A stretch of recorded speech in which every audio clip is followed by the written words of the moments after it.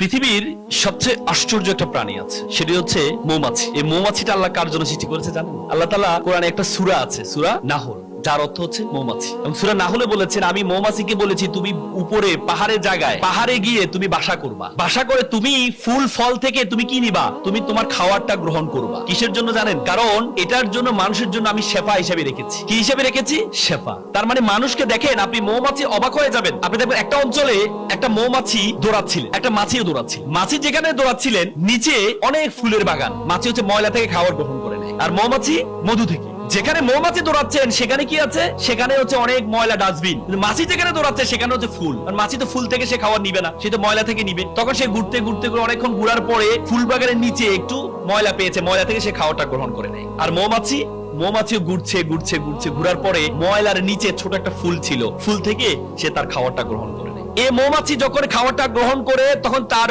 বাসার দিকে যায়, তখন প্রথমে এক স্তরের নিরাপত্তা ব্যবস্থা আছে, তারা মৌমাছিকে ঢুকতে দেয় না। প্রথমে তাকে দেখে সে খাবারটা গ্রহণ করেছে, এই খাবারটা কি শুদ্ধ কিনা। যখন দেখে যে অশুদ্ধ খাবার, তখন তাকে আবার পাঠায়, যাও পরিষ্কার করে আসো। কারণ এই খাবারটা পৃথিবীর সেরা, আল্লাহর সবচেয়ে প্রিয় মানুষের জন্য এই খাবারটা। সুতরাং যাও আবার পরিষ্কার করে আসো। সে আবার যায়, যাওয়ার পর আবার তাকে দেখে, দেখার পর যখন দেখে যে না, আরো এখনো ক্লিন হয়নি, আবার পাঠিয়ে দেয়। তৃতীয়বার যখন আসে, যখন দেখে যে ক্লিন হয়নি, তখন এই মৌমাছিটাকে মেরে ফেলা হয়। তার মানে এই মৌমাছি যে মধুটা গ্রহণ করে নেয়, ওই মধুটা কার জন্য? মানুষের জন্য। আল্লাহ রাসূলের কাছে একবার একটা সাহাবা নিয়ে আসে, ইয়া রাসূলুল্লাহ, ওর স্লো মোশন হয়েছে, মানে পাতলা পায়খানা হচ্ছে, তো বললো যে মধু খাওয়াই দাও। খাওয়ার উপর দেখে যে না, আরো বাড়ছে। বলি ইয়া রাসূলুল্লাহ, এই তো বাড়ছে, মধু খাওয়াই দাও। তৃতীয়বার এসে বললো, ইয়া রাসূলুল্লাহ, এটা তো আরো বাড়ছে। আল্লাহ রাসূল বলেছে, আল্লাহ মিথ্যা নয়, তোমার যে রোগী সেই মিথ্যা। তার মানে মধু খাওয়াইলে পরবর্তীতে দেখা গেছে সে সুস্থ হয়ে যায়। তার মানে মধু যে একটা সেবা, এটা যে একটা আরোগ্য, এটা আমাদের সকলের জন্য, মানুষের জন্য আল্লাহ মধুটাকে দিয়েছেন। এই জন্য কোরআনের একটা সূরার নাম দিয়েছে এটি। এই জন্য প্রিয় মানুষের চেয়ে প্রিয় কোনো কিছু